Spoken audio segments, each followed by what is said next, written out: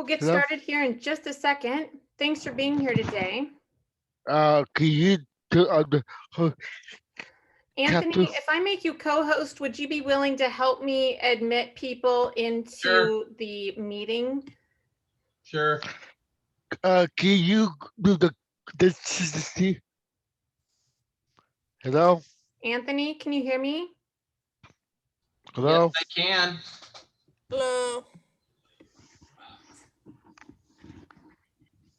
Ross is trying to say something.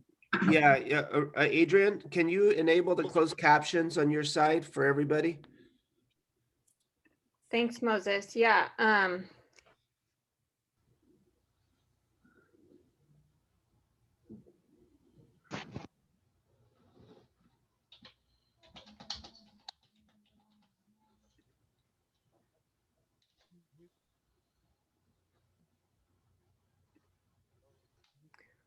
Okay, did that work for people? I turned on the, okay.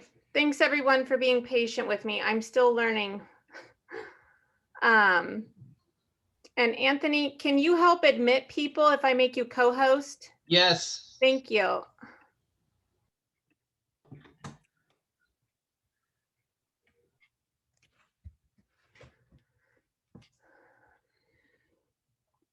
Okay, everyone, thank you so much for your patience. Just bear with me.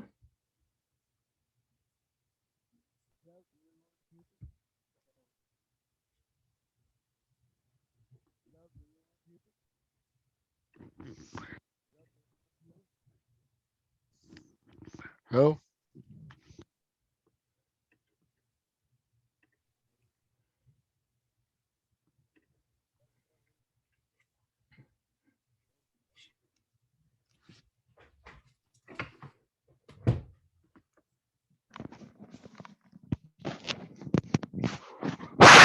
No, no, no, no, no. Ross, No. we can hear you. Can you put yourself on mute?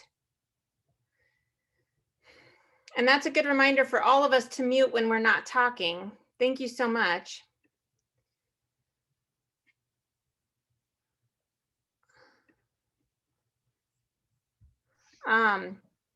Anthony, can you also help monitor chat? I'm really terrible at monitoring Yeah. the chat. Thank you so much. I really appreciate your pitching in because I didn't even ask you to help today. So here I'm just, that's how I do. I recruit on the spot. So thank you. Okay, well, we're going to go ahead and get started because we have a really packed agenda today. I want to welcome everyone back. If this is your first time, welcome. I'm Adrian with the Washington State Developmental Disabilities Council. I'm so grateful that each of you have come today to work on this really big, hairy, audacious goal of starting to design a service delivery system that is responsive to the needs of people with developmental disabilities and their families. Just reflecting on the last 3 months or so, we've had 3 big meetings where we've brainstormed ideas about how we could do things differently in our communities. We've had 3 months to put ideas together into this shared Google sheet. It's been really transparent and really collaborative. I've gone to dozens of meetings one-on-one and to different groups in the community to answer questions as best as I can. But you know, at the end of the day, this is our ship to build as we're kind of out here on these choppy waters. So we're all in this together. I'm really proud of how we've listened intently to each other in a way that I'm not sure has been done before. As our community evolves to be more inclusive and accountable to each other, it is my sincere hope that our biggest and only obstacle to creating the future we want in our communities is forcing legislators to find the funding to do it. So with that, I've sent out some materials for today, but we're also going to walk through them together. To do that, I'm going to hand it over to your fearless and very capable co-facilitators, Moses Perez and Katie Nash.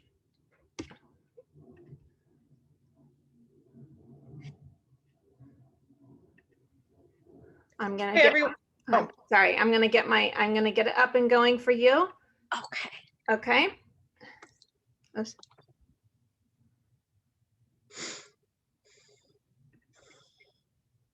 All right, here we go.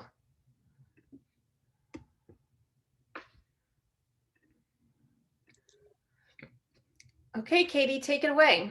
All right. So our meeting norms. Well, first of all, I'm Katie Nash, and I am a self-advocate and a soon-to-be mommy. And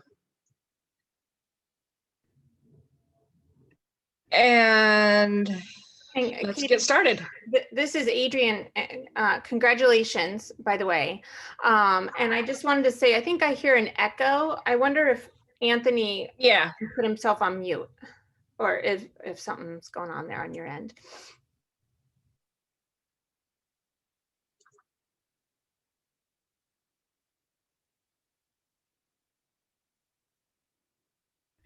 Try it again, Katie. Okay. That's better. Great. First off, I need to, there we go. Okay, so our morning meeting norms are, we're all responsible for asking who is here and who's not.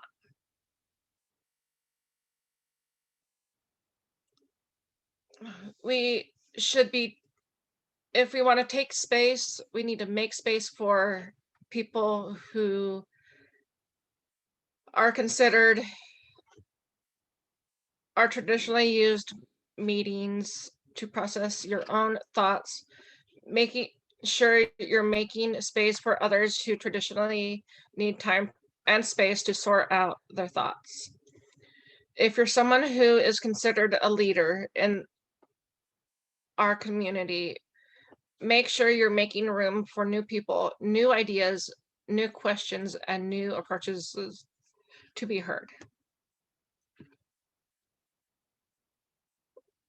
We will constantly ask, do we have all the information we need to make informed decisions? If not, what is missing, and who will be responsible for getting it?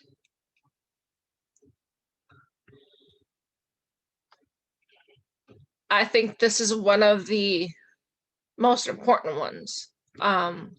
Nobody owns all the good ideas or the bad ideas. Traditionally, our community has prioritized the HIPPO's highest paid person's opinion over the voices of impacted and marginalized contributors. This norm is more of a group reminder that those closest to the problems are the closest to the solutions. The 4 agreements: be impeccable with your word. Don't take anything personally, or at least try not to. Don't make assumptions, and always do your best.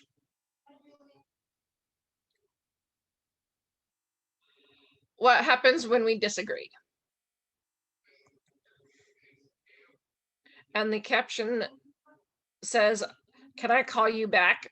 We're having our favorite argument. And we will disagree.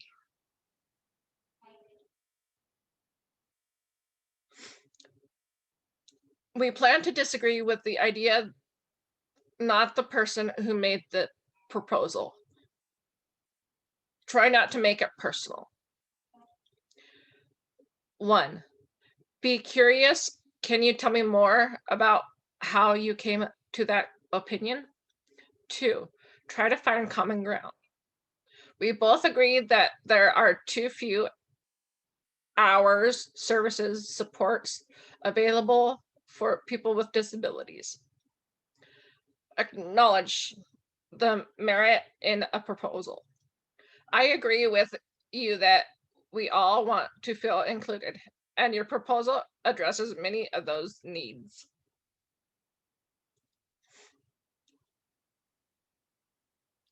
How do we make decisions? To determine whether we want to put a request into the Omnibus bill, we plan to ask these questions. Does the proposal comport with HCBS setting rules? If yes, can the proposal be strengthened to prioritize traditionally marginalized people, rural people of color, disabled voices, etc.? If no, what can be done to amend the proposal to make it comport with the setting rules?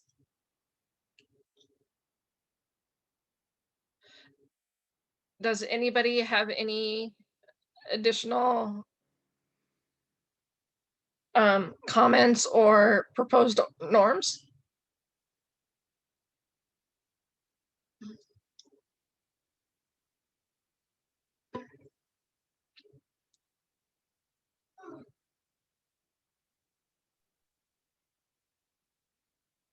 First of all, Katie, congratulations once again. I hope everything goes well with you. And hey, everybody, and as you said, nobody's perfect in this whole world. It's 10 and etc. And it's nice if you get into some sort of an argument or whatever, just take a deep breath and find why is this happening? What is it happening? And and then be able to figure out some sort of solution.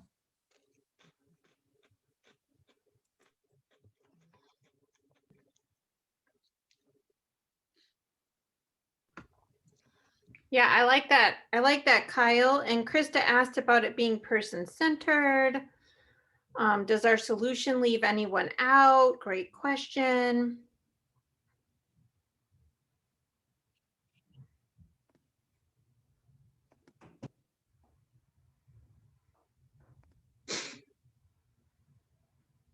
Yeah, Betty just said use plain language and avoid acronyms or explain them. Yeah, I like that.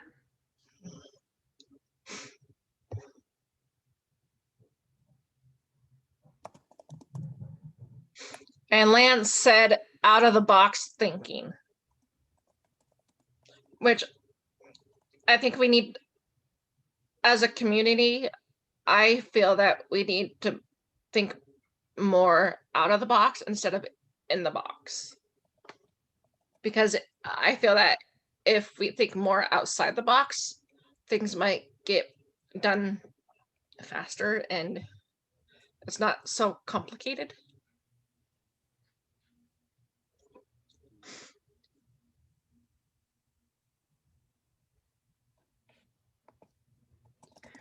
Great. And some of these are, you know, how we're going to filter, analyze each proposal that folks bring to the table. And and this portion was more about getting to meeting norms, this first portion, to make sure that you know that us as facilitators are going to commit to doing our best to upholding these norms.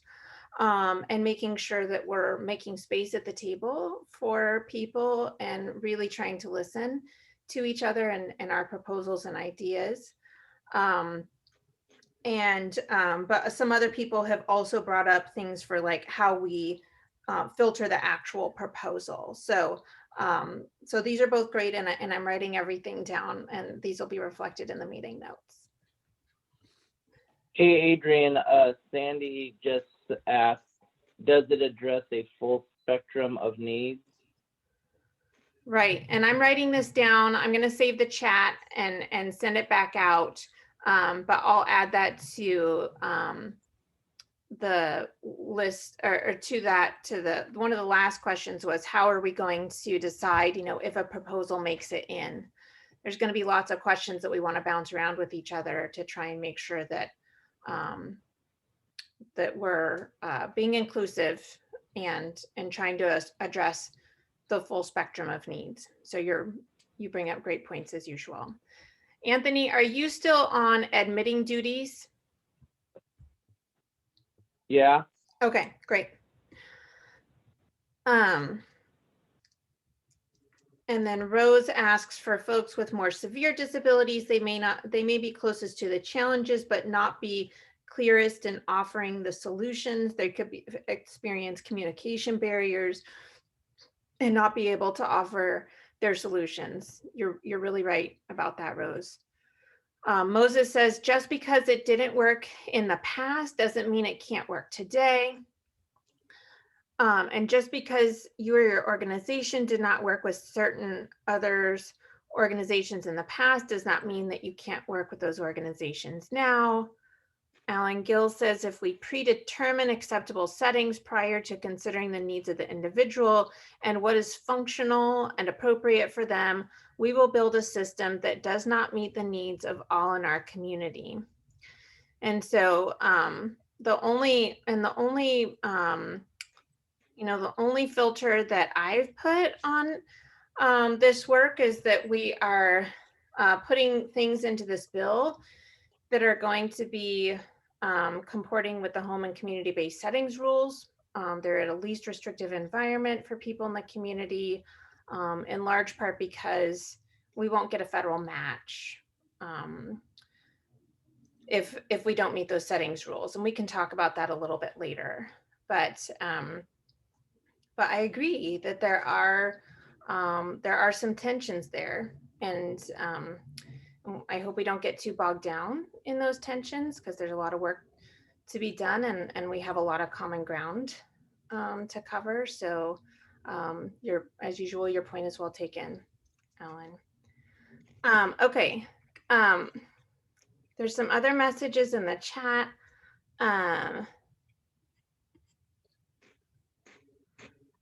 So Jessica said self-centered or person-centered, sorry. There's disagreement about definitions. That very well could be true, Linda. Community that is people of color that is disability have no voice. Totally hear you, Ross. That's why we're trying to make sure that we're including folks here and bringing them along. Individual and family centered as well. Want to ensure we're inclusive of families as we consider children and youth. Will this group be within the values and mission of DDC or open-ended? So when we originally started this, I tried to make it really clear that the DDC, from the DDC, I can't put steam behind proposals and, a big project like this that it doesn't comport with our mission and our values. So that is, yeah, you're right, Lance. Does that answer your question? Yes. Okay.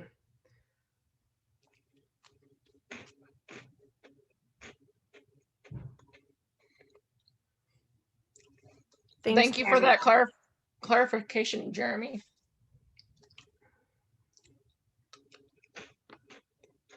Yeah, Melissa, great point. Inclusion for all people with DD. I'm wary of people being put in boxes according to the perceived severity of their disability. All people with DD deserve to be included in services regardless of their so-called place on the spectrum. Okay. Okay. So as as we evolve and get into this work, I'm super open to continuing to revisit these norms and make sure that there's they're inclusive and they meet the needs of the group as it evolves and continues in this work. I just want to remind people too that this is not this final product at the end of next year, this bill that we're going to do run in 2022 that's not where we end. My real hope is that we're creating a new way of doing business here in terms of advocacy in our state. Because I think there was a lot of agreement that the way that we had been doing it in the past wasn't working. We've got small groups in every little part of the state trying to run their own singular bills and trying to get, 2% increases here or one house built and a capital budget there. And so there was real robust agreement and excitement about coming together and trying to figure out how we tackle this juggernaut, which is truly just a lack of resources and an inadequate funding stream for people with developmental disabilities and their families. So I'm so excited to be here and doing this work with you. And I want to hand it back over to Moses, who's going to take over the next portion of our agenda. And I'm going to start sharing my screen. If you'll bear with me in just a second.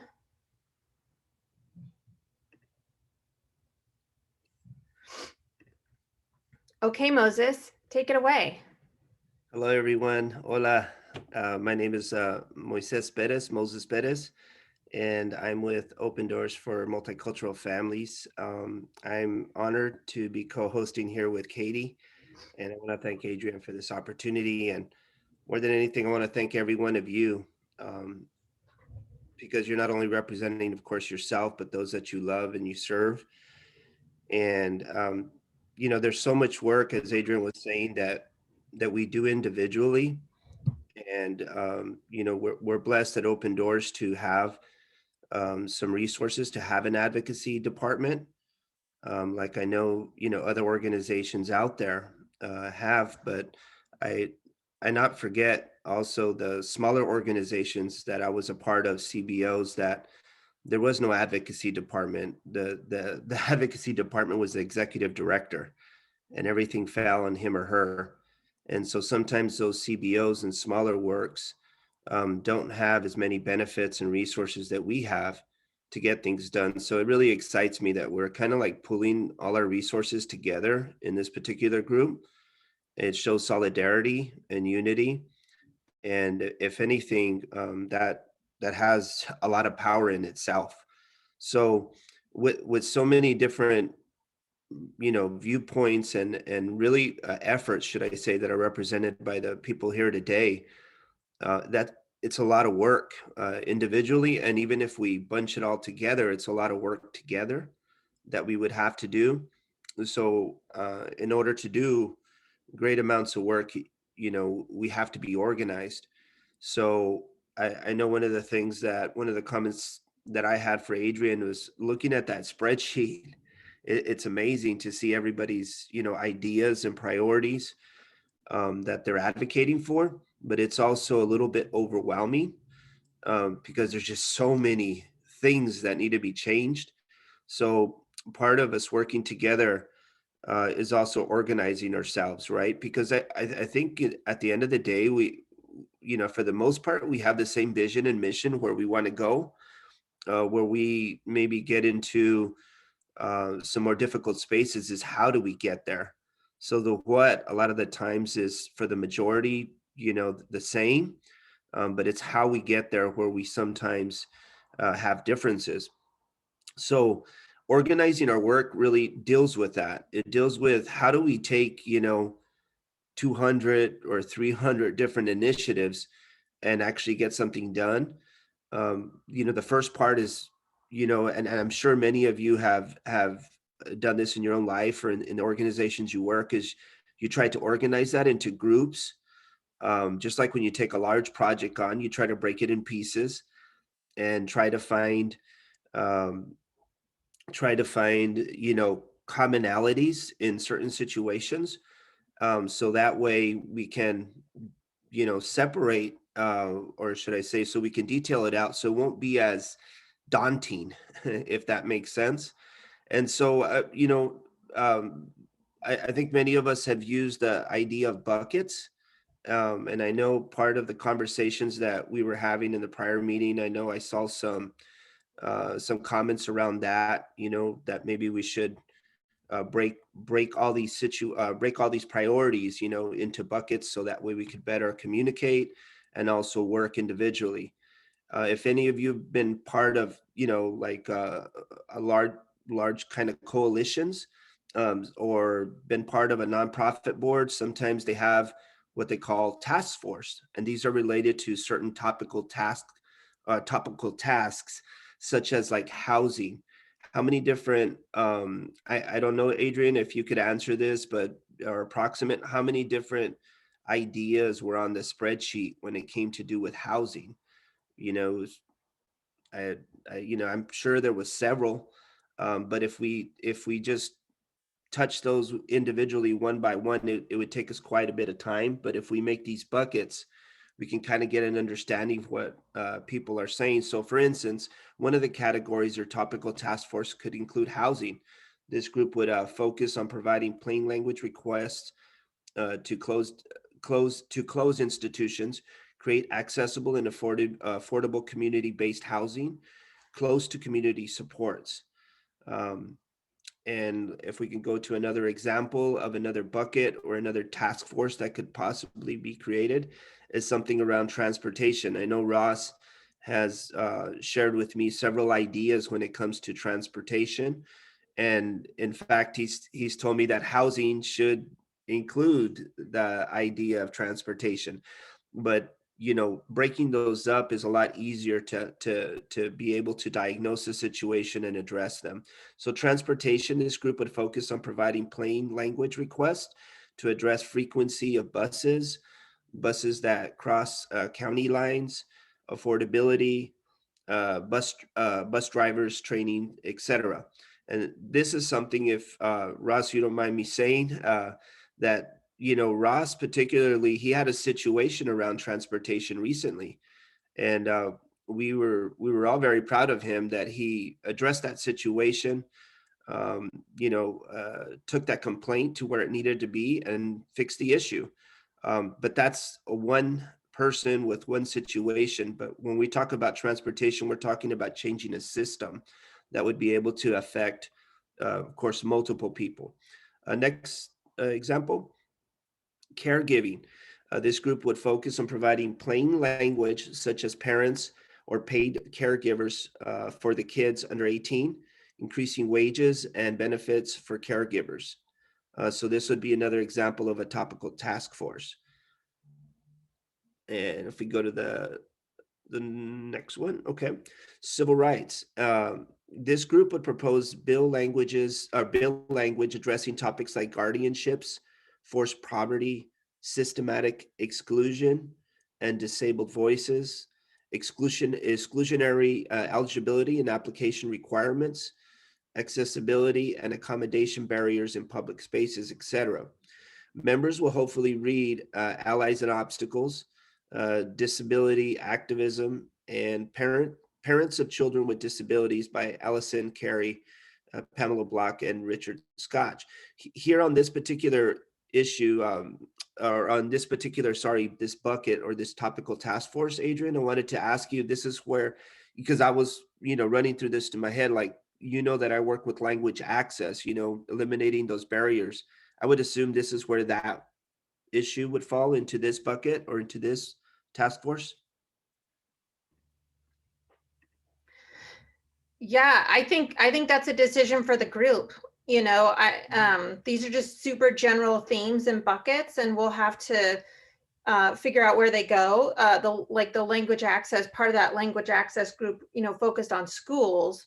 We've got another bucket for schools. I think it's got to be a group decision about where it makes sense for that to fit. Now, remember, just because, we could also have like a parking lot bucket where things don't necessarily fit, but they want to go into the bill, right? We just want to make sure that we're looking at it and giving it due credit and analyzing it. So getting these ideas into a bucket is kind of less important than just making sure that we're going through them in a systematic way. That's my answer. No, and I appreciate that. And I appreciate that you don't know the answer. that we have to come up with together. And I think that's what we heard in the beginning. This should be co-creation. It shouldn't be pre-canned. So, but, I also asked that question because I'm sure other people in the audience are thinking, the same thing. Where does my issue fall, or in what task force or which bucket that would be? If we could go back to the PowerPoint, I think there was a little bit more there on my section. I'm so yeah, sorry. I apologize. I forgot I wasn't sharing my screen. Hold, please. uh-huh. Oh, I like that comment. Okay. Okay, yeah, next slide. Another example of a topical task force or a bucket would be schooling and education, to what Adrian was mentioning. Creating plain language requests to revamp pre-K through transition services. It's all right for the improvement. I love that. Because a lot of the times we talk about just kindergarten, K-12, but I really like that we're thinking even before that. Employment and day activities and supports. I know this is something that I've heard from several advocates that I'm working with now that have asked me about. A proposed plain language to address topics such as the prohibition on service providers from doing personal care. This severely limits adults' ability to access their community. Parity in reimbursement rates for employment, respite, community inclusion activities, etc., additional hours, more providers, etc. All right, next slide. Um, we propose that, we propose that people join any group that they want, mindful of the number of people and makeup of the group, shooting for roughly equal self-advocates. Oh, so making sure that we have some kind of a certain amount, right, of self-advocates and service providers and parents in each group. I really like that particular point. So that way we make sure that we have diversity of opinion in each one of these, and also proper representation, should I say, in each one of these task forces. We commit to making group notes accessible in a public place. So that really speaks to, like, particularly if you're interested in two particular bucket or in two particular task force, and you have to make the decision to go to one, you could still be involved and be informed of another particular task force that you might not be a part of. I know internally at Open Doors, we recently went through some priorities and strategic goals for our organization, and there was certain task force that were very popular, and other ones that weren't as popular, but they're very important. So we were asked to choose our first choice, second choice, third choice. And that's so that every group, and every task force would have, an adequate amount of resources to get the work done. So we're not asking 4 people to do what 40 people are doing on another task force. We're still here okay. Oh, and Ross has his hand up. I just saw that right now. Oh. Okay, go ahead, Ross. Okay. Um. I want to know if there is a way that we do work with other partner or the program that is. Every time that I was in any disability program, the staff is treated us like we are like like we are kids that we don't know or understand the weight that we are. Like they have more power trigger about the authority figure, like the stopping to the program that it they have something to do with people with disability, like school. Um, Ross, this is Adrian. So are you asking about how we address the power imbalance within these groups between staff and people with disabilities? Yes. Okay. So I think that the biggest attempt that we could see, and we're open to other suggestions, is to make sure that there's roughly equal numbers of people in each group. And I think Moses is going to explain that here in a bit. But also trying to make sure that there's adequate representation of people with disabilities in each group. That's also kind of why we tried to establish some meeting norms that we're hoping that people will agree to show up and do the best they can to those norms, and part of those norms are to making sure that you're giving space to people who are traditionally marginalized. I also really like Krista's point of making sure it's person-centered, making sure it's plain language. Somebody asked, does the solution leave anybody out? So hopefully this process, I agree it's not going to be perfect, but and we're open to refining it as it goes. So I'm going to do my best to make sure I'm holding myself accountable to asking, does this reflect the values of the people that it's intended to help? And I don't know if other people want to jump in, Katie or Moses. No, no, I appreciate that question by Ross, because I think we can all, I think we all have that not all of us, but a lot of us have that question, is like, so if these task forces are created, yeah, who's going to be the one in power to make the decisions? And I think I go back to the earlier comment that, we should all have that power together, and share that power, so that we all have co-creation, abilities. Otherwise, I don't think this group or this Northstar is going to be as successful and as desirable if not everybody's voice is counted. Um, that's my only comment there.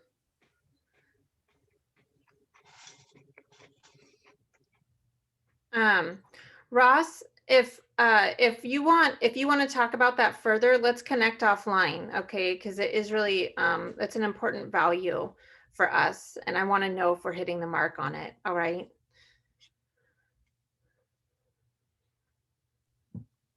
Okay.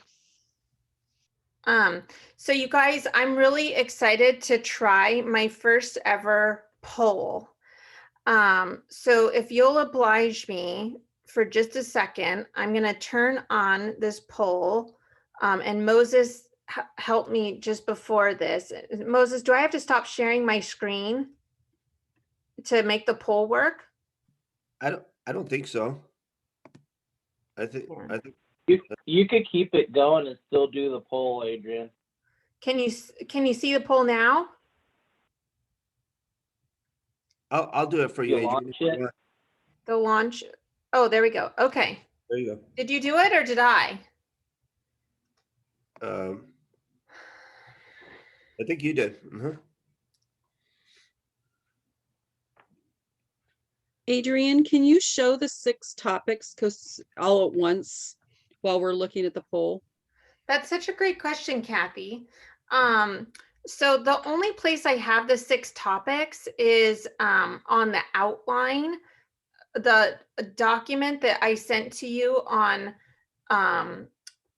email, and I'm super happy to pull that up here. Only 19 people have voted, you guys. You have to keep voting, okay? Well, I'm going to pull up the document. Hey, Adrian, this is Jeremy. I think I put the right thing in the chat box, but can you look and make sure that's what you're looking for? That's perfect. Thank you. That was from the agenda. Great, thank you. And Adrian, if people have ideas for other buckets, could they include that in the chat right now so we can capture that? Yeah, I love that idea. Yeah, we've got several people who are unsure, but only 30 people who have voted. So if everybody could vote, that would be great. Okay, the numbers are ticking up.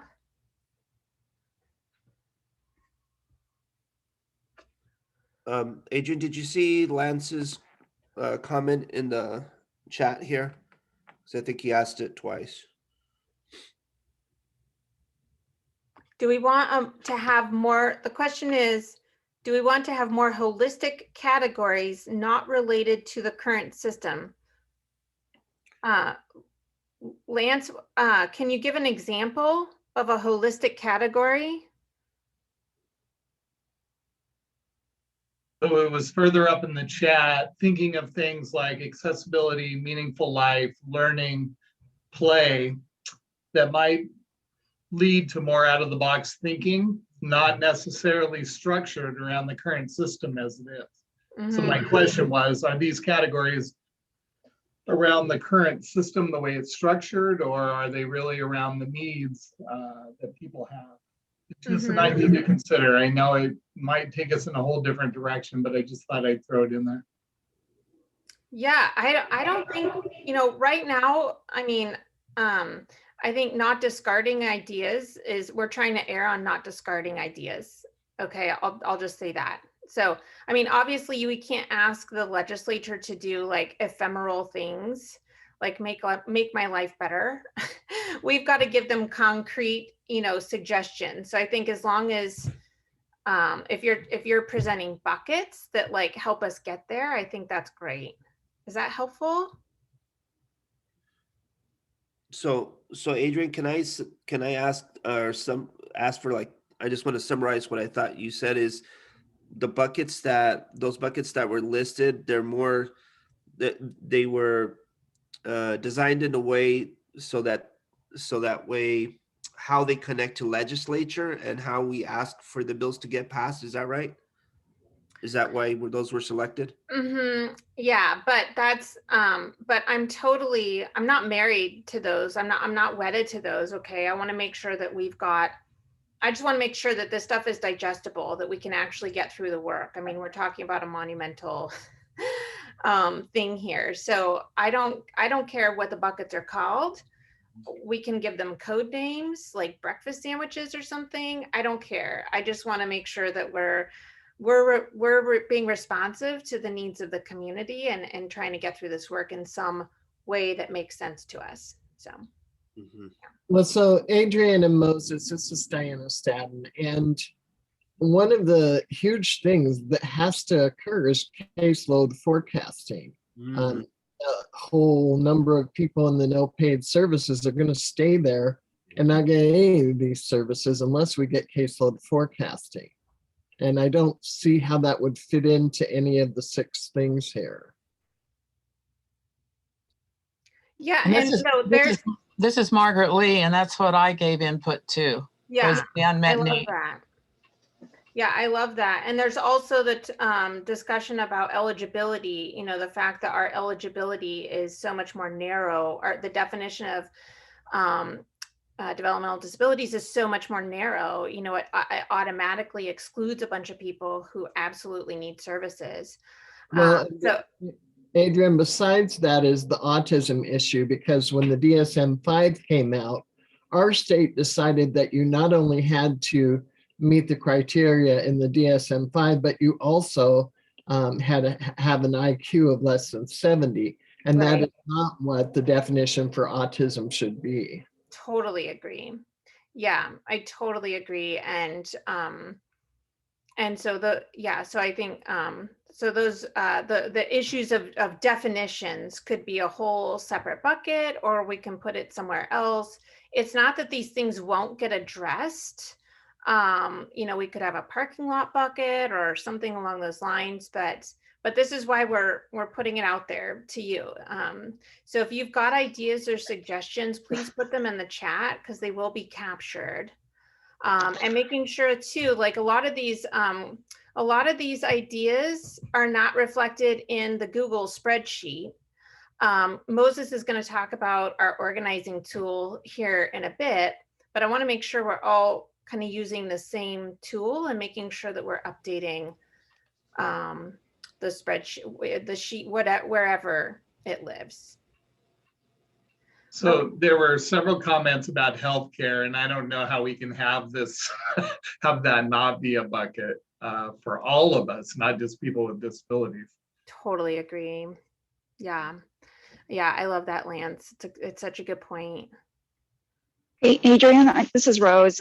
I'm struggling with both wanting to do Northstar and also recognizing that budgets are limited and they're spread over many, many different constituencies.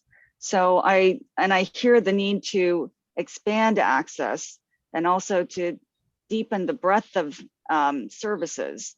And so internally, I feel like the struggle of what are we prioritizing ourselves? And what helps me is to say, by X number of year whatever, we want to ensure that 90% of the people who lack access now to basic services have access. And this is what basic services look like. And by whatever date that those basic services grow from our current situation to whatever situation we're aspiring to. So I don't think we're developing something that's going to last 100 years, but is it intended to be the next 10 years? What's the scope? And anyway, so I agree that it's like, how do we break it up so that it's a manageable piece? Right. But I also hope that we come up with something that isn't so grandiose that people are going to say, wow, that's just not doable, and put it on the shelf. So anyway, just wanted to give some feedback around that. Yeah, I love that, Rose. And part of what we talked about too is explaining to legislators the actual need of our community, the needs of our community, and not being afraid to paint the picture about how those needs aren't getting met. And so I totally, I talk a lot about the audacity of like a billionaire. Jeff Bezos isn't sitting here worried about the lack of money that the Washington state legislature has to be able to meet his needs. And so I want to walk in with the audacity of Jeff Bezos to say, here's what we need. Here's what my family needs to be able to thrive. And so for right now, I'm hoping that we'll sit with this and not be afraid to paint the picture of what our communities actually need to thrive. And then we can start smart goaling the stuff down the line. We're also going to have whatever legislator we pick to run these bills for us is by their own parameters. We might have to narrow things down a bit as it works its way through the legislative process. But, regardless, I really am hoping that we have a picture of what it is we actually need and not being afraid to say, these are our needs. Because right now we don't have that, right? This is our MO, is we go to the legislature and ask for what we think we can get. And that hasn't worked. That hasn't served our communities very well in the past. But your point is well taken. We are going to have to eventually start having conversations about brass tacks. And that's okay. I'm not scared of that either. Thank you. I like the idea of painting the picture. Oh, sorry. Thank you. Yeah, go ahead, Darla. I didn't mean to. Diane. Yeah, thank you. Diane's hand is oh, sorry. Go ahead. Sorry, Darla. One of the things, thank you. One of the things I think we need to address, it's not just the issue of getting more services. The services that we have are not working. Yeah. And so it's not just getting more dollars, it's how do we better use the dollars we have. I was talking to someone today who has affordable housing, and they've got 53 vacant units across the state, and DDA's wanting them to turn a chunk of them into storage instead, and we have people waiting for housing. So I think it's critical that we talk about it's not just about getting services, it's how do we restructure the services we've got, because they are not working. Absolutely. I completely agree with you. I think, there's a lot of parents I talk to as well that have lots and lots of caregiver hours that they can't use because they can't get a caregiver. It's not going to help me to give me 5,000 caregiving hours a month if I can't hire but one caregiver. So your point is so well taken. Thank you, as always.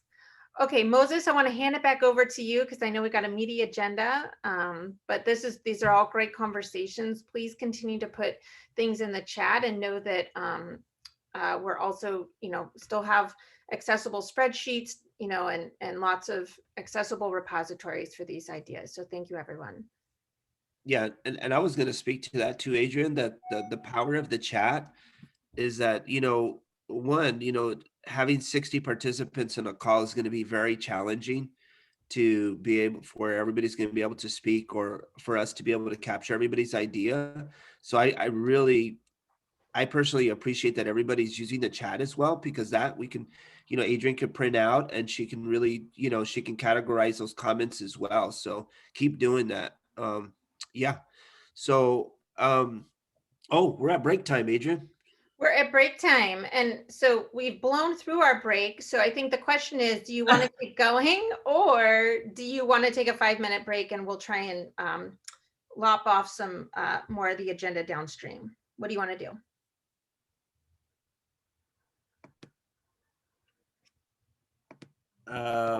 What do the participants want? Raise your hand. Break. Yes. Let's do a 5-minute break, Adrian.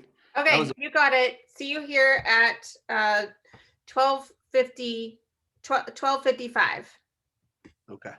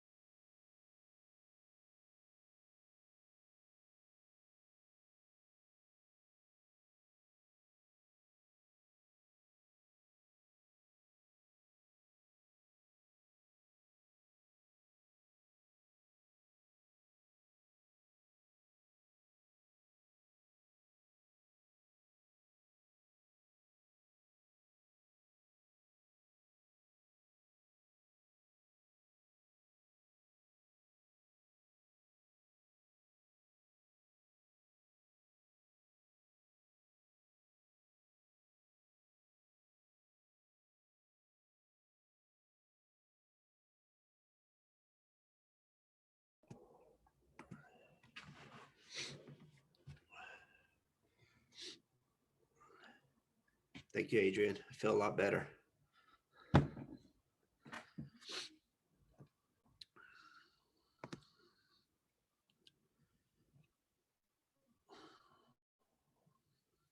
Oh, you're on mute, Adrian.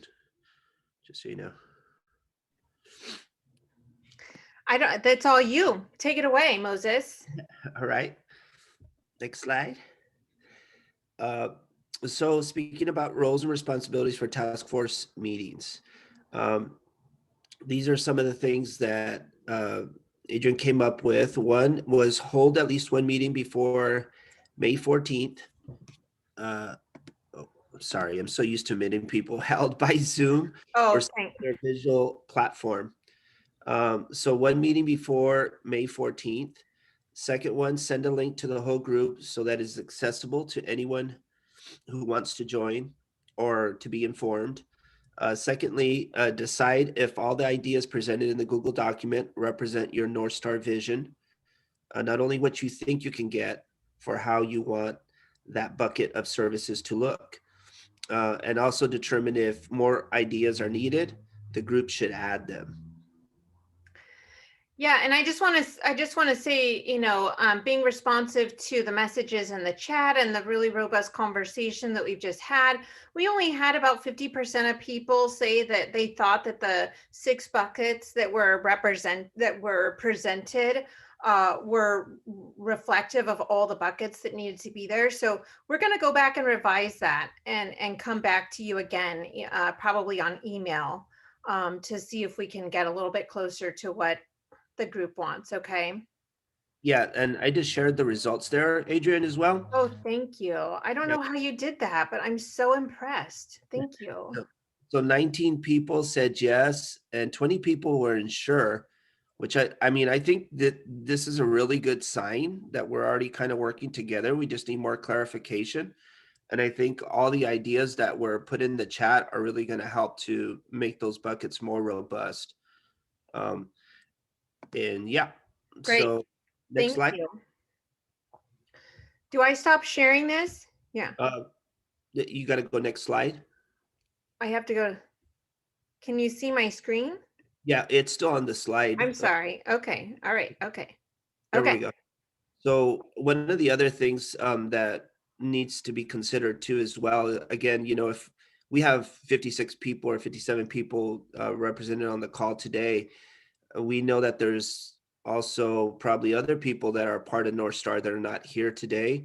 So there could be potentially 80 to 90 people involved in this. And so how we're going to be organized and how we're going to do the work, what tools are we going to use? As you know, there's project management tools out there, like, for instance, Microsoft, Microsoft Teams Planner, Basecamp, Google Suite. Of course, we could use Excel spreadsheets. Anything's on the table, but we would like to get your feedback in the chat today if you know of any tools that are easy to use and that are not very difficult to download and to sign up for. I think that should be some of the considerations, even in our internal organization at Open Doors. We're going through that right now with just 50 staff, let alone, 80 to 100 people working together and potentially more. So if you have any ideas for how these task forces could work together and at the same time share information to the other task forces and other members of Northstar, please shoot those our way. And it looked like, I think you have to share again, Adrian. It went away. Well, mostly I'm curious about whether or not people feel like the Google Suite that we've been using is good enough, or do people feel like we need something different? And so, like I said, yeah, Moses, I'm wanting to know, like, is there a collective sense from the group to that desire to migrate to something new and different? So that's the question. Yeah, and I'm reading here a few comments.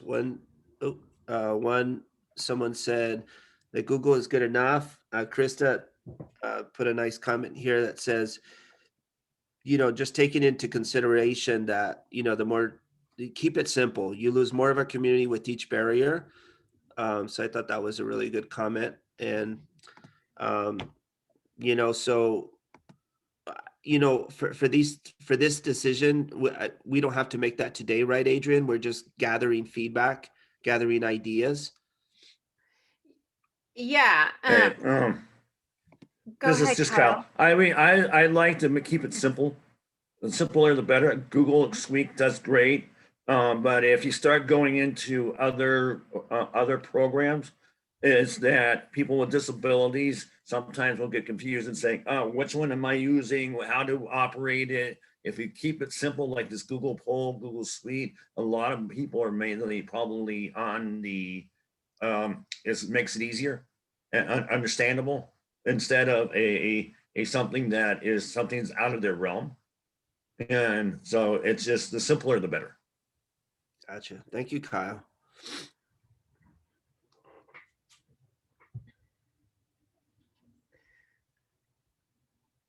So I guess the question for me is the Google Suite simple enough? Is that your definition of simple, Kyle and Krista, who've chimed in?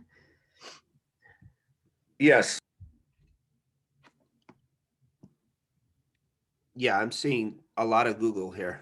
Okay, great. Yes, for those who don't use it, it's easy enough to have enough people that do, we can build accommodations in. Excellent. Okay. Thank you, Krista. So it sounds like we have some agreement on the proposed tool. We'll continue using the Google Suite. It sounds like unless and until that becomes too problematic for people, or we can encounter too many barriers and folks just can't make it work.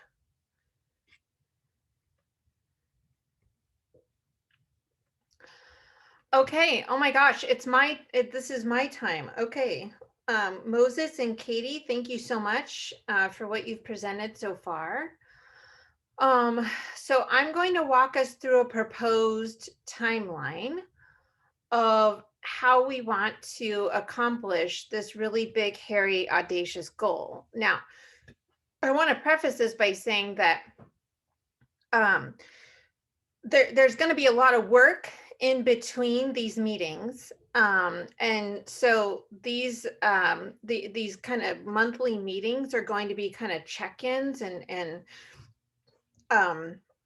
checkups on the work that we're doing to make sure that we're on task and meeting our milestones and ensuring that we're bringing everybody along with us.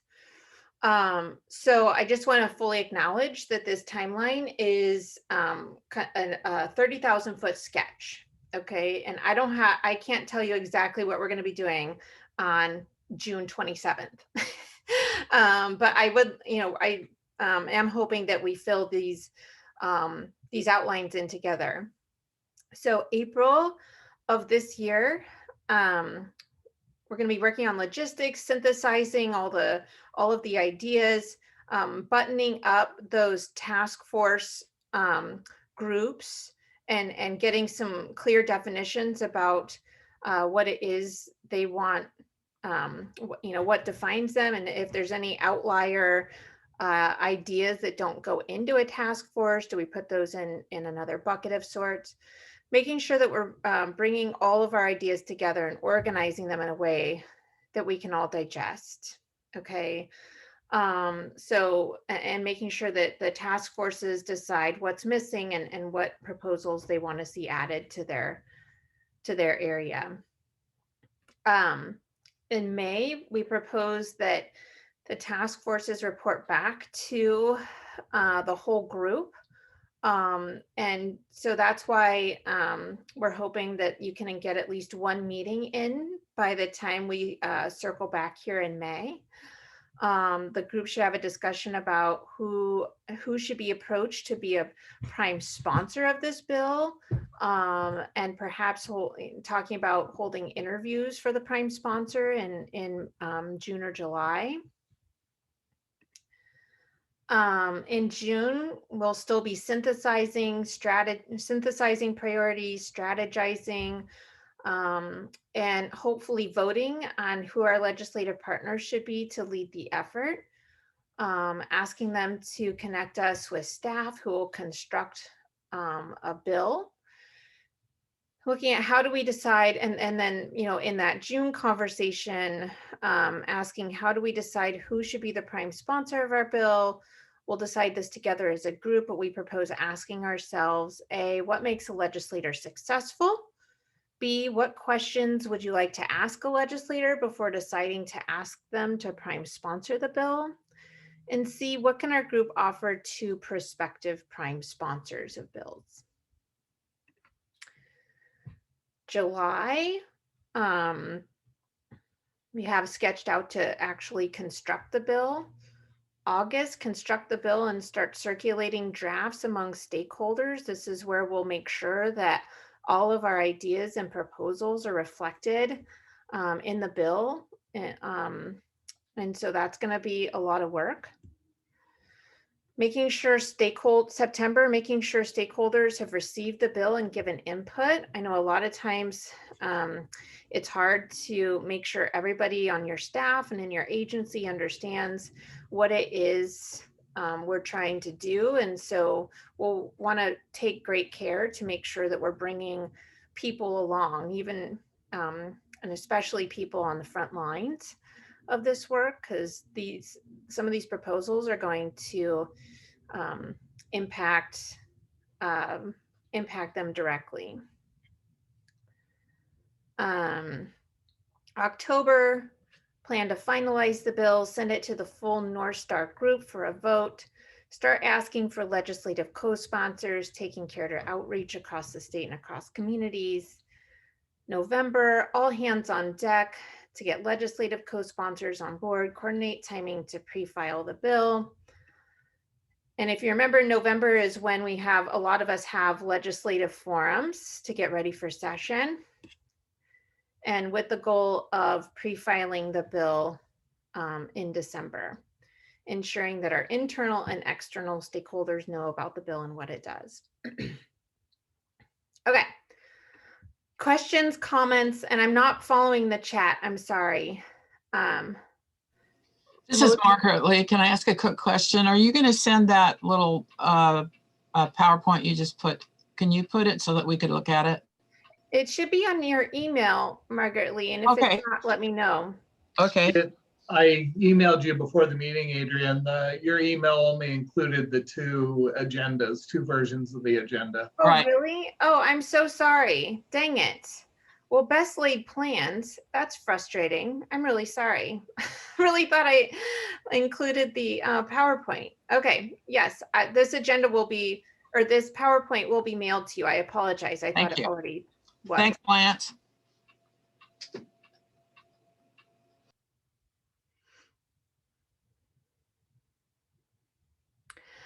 If you are telling me to add you to a list, please put your email in a like a direct message chat or something to me. I'll actually email everybody right now because I add people's names to the list as I get them. So please email me directly and I will add you to the list. Kathy, ambitious. I know. I know. Linda Hyatt, you have your hand up. Go ahead. Or is that from earlier? No, I Go do ahead. have. Go ahead. I can't see me very good. I'm not sure how to address this, but some things, you know, we're dealing with such complex systems. Some things are may be assumed that it's about budget, when in fact it may be like a systemic glitch. That, you know, if you're just kind of doing a superficial outside look at something, I mean, you're going to miss it. So there needs to be a method or a process for looking at the process to see, you know, what requires more money and what just requires like a more specific look and recommendations. And I think there's a lot of things that could be fixed by just revisiting and looking closely, scrutinizing, you know, different things more specifically and getting enough information and then, you know, kind of redirecting certain things. I think there's a lot of potential solutions. And just because it's such a complex system. So how you would, like look at what's fixable and, what requires more money. That's a big deal. Right. I love that. And Linda, I know that you've got decades of experience working within the system. So is that something that maybe if we created like a separate task force or something to do a deep dive and a scrutiny into what's working and what isn't, would you be willing to serve and possibly be a co-facilitator on that task force? Absolutely. Okay, You bet. great. Okay, very good.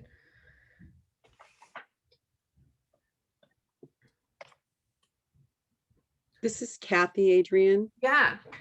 I think each group could divide all their ideas into 3 things. What are policy issues? What are money issues? And what are what you call customer service issues for just what Linda was talking about. And dividing those things out, we'll figure out where the work needs to be done on them. I love it. Yeah, thank you. It's nice to have a framework to figure out like, okay, where do we put this issue or idea? So thank you. That's a really great, I've written those down: policy, money, and customer service. Adrian, this is Kyle again. Yeah. One thing I think we should invite is the legislators use all the time is called code revisers.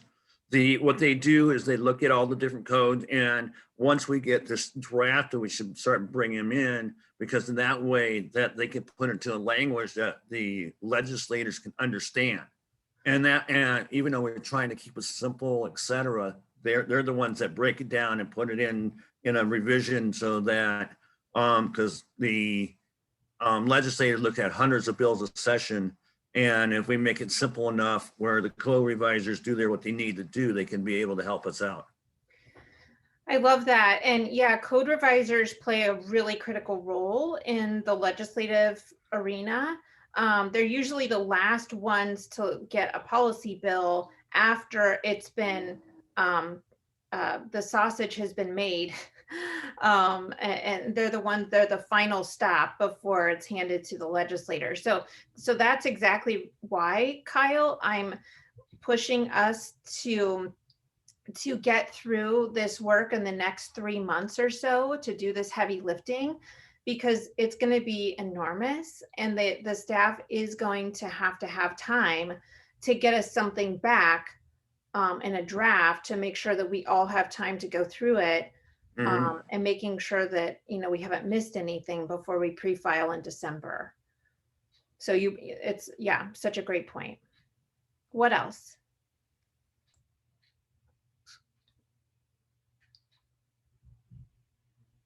I'm good. Okay, I'm seeing all these great messages in the chat. I love it. Thank you so much. Keep them coming. Adrian? Yeah, go ahead, Moses. I have a budget question. Uh-oh, okay. The budget question has to do with Northstar. Okay. Because I know that DDC is sponsoring this in the sense of the organizing of it. And I'm just wondering, I mean, like someone says, this is very ambitious. This is a very ambitious project, ambitious timeline. And I was just wondering, how is Northstar being funded, and like I'm not saying to take up an offering, but I'm just saying.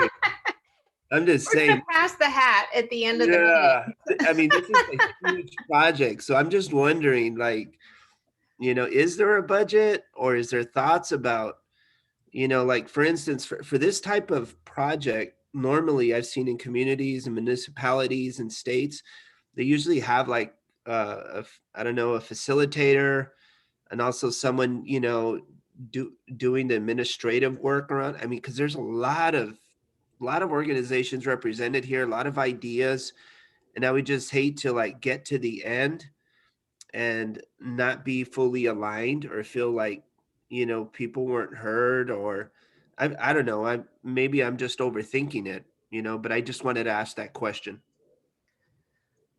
It's a great question. And just quickly, because we only have 15 minutes left, I'll say that I'm really grateful for how generous Jeremy is at DDC to let me go all in on this project. He knows it's a huge passion of mine to do this work. So in terms of funding, my position is being funded, but that's a, federal stream of money. So thankfully we don't really need, we're not in like competition or anything, with other organizations. And if we do need outside facilitation, so that's why I've been recruiting volunteers to do this work, because it is enormous. And there's already so many really talented and qualified people in our ranks who are also eager to design a system that works for everybody. And so I'm really trying to tap in and harness the talents of the people that are already in this group.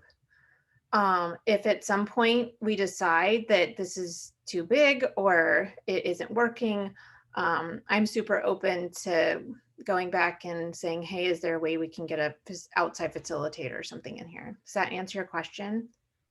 Yeah, or if you see any other needs, that was just one point, but if you see any other needs, because I like what someone had mentioned earlier, this is probably going to be a long, multiple year type of effort. And so I would just say, not to be shy, if there is funding that is required. I know that there's probably foundations and even some CBOs that would believe, community-based organizations that would believe in this so much to write this into, possibly funding, next year. So I just want to throw that out there. Thank you. Okay, I want to keep us moving. I'm going to ask one more poll. Let's see how I do. Do we agree on the proposed timeline? Just give me a second. I'm going to ask you with my poll that I made. Let's see how we did. We've got 47 participants. You should see a poll.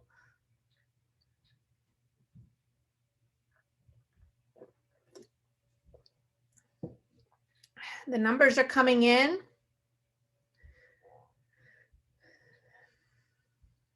I'm on the edge of my seat.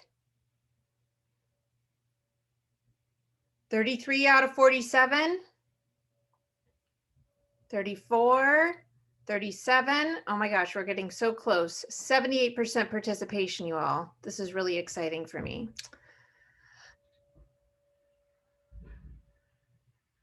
"39 out of 47 people have voted.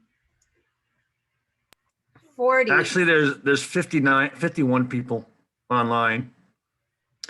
Yeah, and I don't know why I've got a different number of people on my polling. There might have been some people that are calling in on their telephones. And I don't think that they're included in the polling. Yeah, no, Jeremy hit it on the head. It's because I can't vote either because I'm a co-host. So the co-host can't vote. Oh, well, that's terrible. It's okay. Okay. Well, hopefully the co-hosts are going to tell me whether or not we hit the mark. I disagree. Okay, I'm going to end the poll and see how we did. Can everybody see that? I think it'd be good to read it out. Yeah. Okay. It says 26 people agree. 2 people disagree. 13 people are unsure. Okay. So if those folks, if the no's and the unsures, there's about 15 people. If you'll put in the chat or get to me what if you've got alternate ideas, we'd love to be responsive to your consternation. Okay.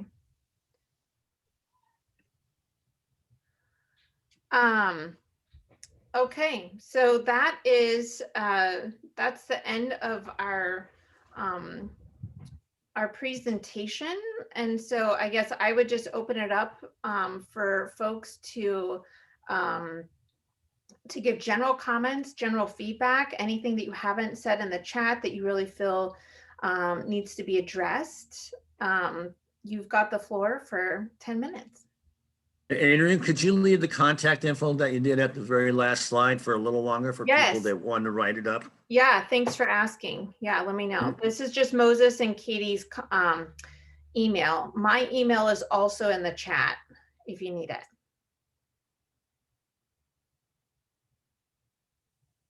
Hey, Adrian, can I make a comment? Please.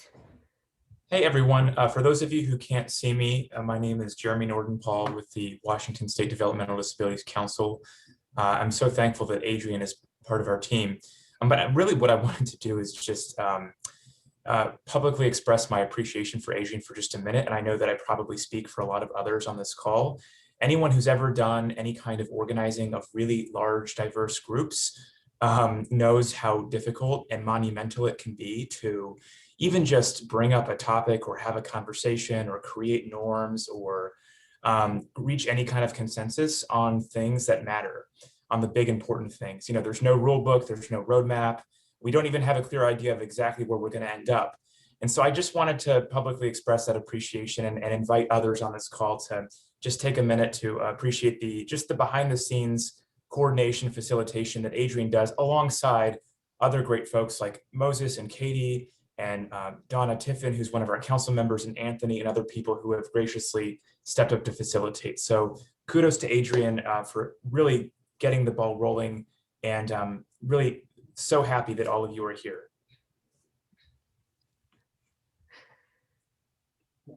And can you make it clear that I did not ask you to say that? You did not. In fact, I know that you probably don't like that I said that, which is why I waited until the very end. But I think anyone who's done this kind of work before knows how hard it is. So, and I know that a lot of you agree.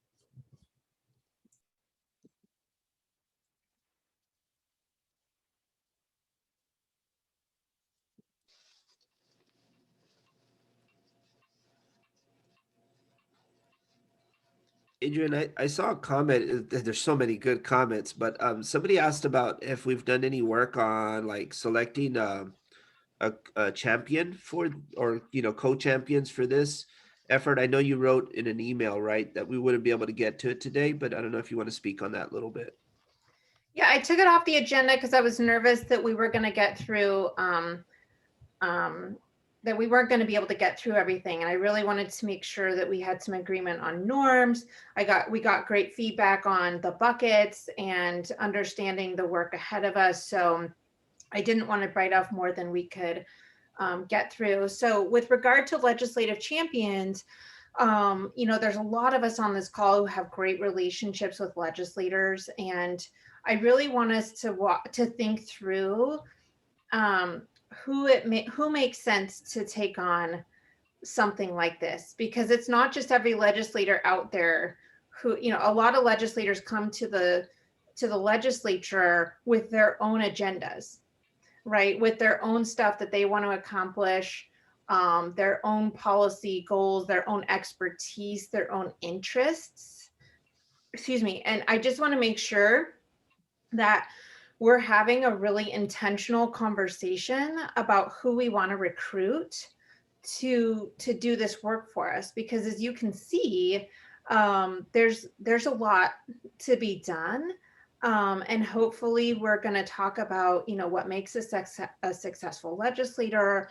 How do we work with that legislator? How do we make sure that legislator understands the work that's gone into the bill from our community, right? So if we got a legislator who looks at the bill and is like, I like about half of your ideas and I don't like the other half of your ideas. And so I'm going to make this bill my own and go run with it. There's complicated factors, right? And so I just want to make sure that we're having a really intentional conversation as a group, and before we go and shop it to legislators.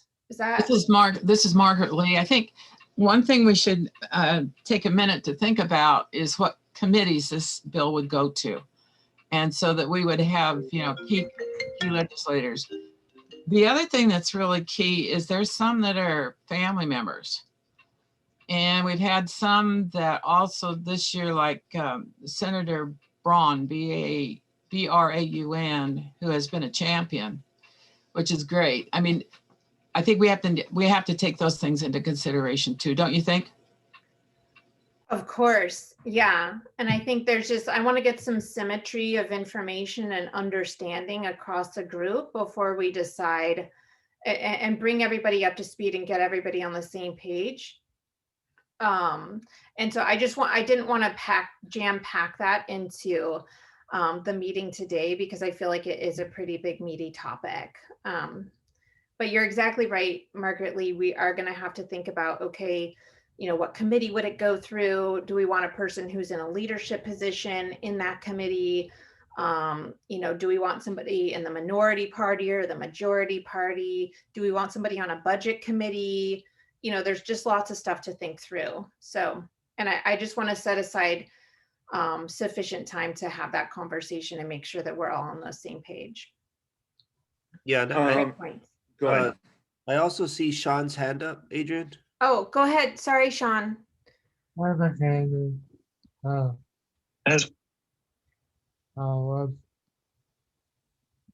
This is Sean. I agree that Adrian deserves a lot of thanks for starting this, and thanks to the co-facilitators. I'm wondering, moving forward, as we go through the priorities and different items, maybe we need subcommittees or different organizations work on drafting things on specific priorities to bring that back to the larger group.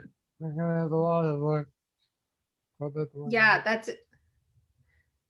Yeah, and that's exactly what those task forces or buckets or groups are gonna hopefully do, because none of us can do it all ourselves. And one thing that I don't know if it didn't make it into the slide deck or not, but Moses, can you talk about how we wanted the co-facilitators to having a co-facilitator model for each of those task forces? Right. Yeah. On each of those task force, there could be a task force coordinator and maybe like a couple of assistants, because it's a lot of work.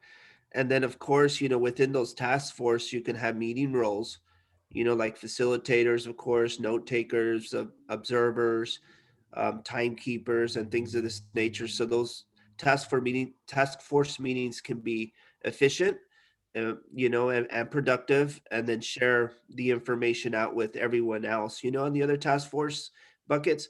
I do want to call out, Adrian, I saw a lot of uncertainty about the buckets still. And I know that you're going to read through the chat to get those ideas right for what people were. So I was just wondering if we're going to come back next meeting and make a decision on what those buckets are. Yeah. I saw that quite a bit in the chat. Yeah, I think if I can't get, just so you know, I'm going to try and get agreement probably on email.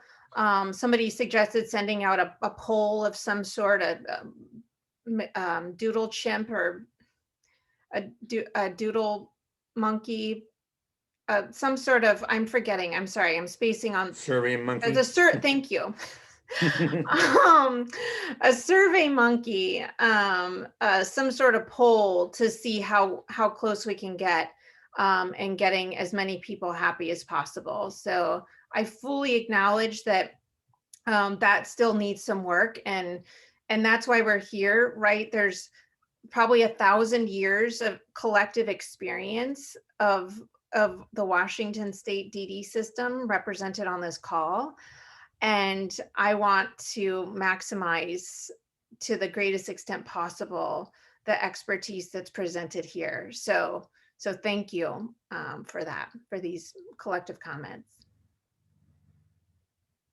I think what it is generally, I think the history that I know of the legislators, once it gets pre-filled, when they meet a general session to start with, and the first thing to refer to different committees, I think they're going to refer it to Health and Human Services, most likely. So we might want to zero in on folks that are on the Health and Human Services committees throughout both sides. And then two people I think I can really zone in is Emily Randall. She's the one that champs on Senator Emily Randall, who did our Senate for the minimum wage bill, some minimum wage bill that went through, and just waiting for signature. So I think she's because she's got a kid that's a disability.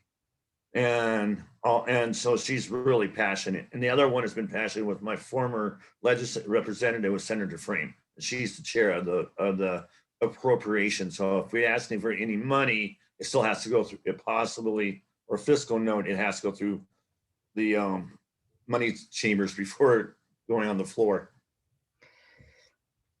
Very excellent points. Thank you, Kyle.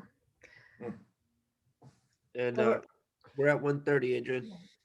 We're at 1:30. You all, thank you all so much for your time, talent, and treasure today. These are such great comments and feedback, and we're going to go back and review them and be looking for your email in your inbox in the next week or so. That'll be pretty hefty and trying to be responsive to the comments that you've put here. So thank you, everyone. Take good care. Have a good weekend. Bye, everyone. Thanks a lot. Bye-bye.